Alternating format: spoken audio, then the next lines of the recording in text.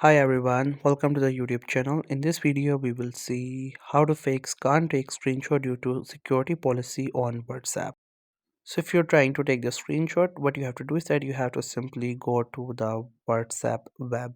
You cannot take the screenshot of anyone's profile picture on the mobile because this is the new update and through which you cannot take the screenshot.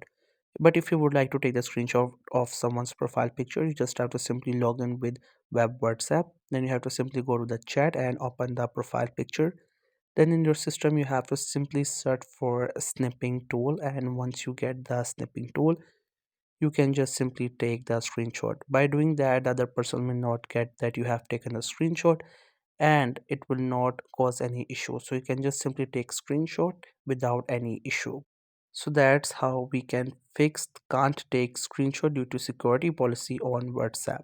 I hope you found this video helpful and informative. Make sure to subscribe to the YouTube channel for more informative videos and updates, and thank you so much for watching the video.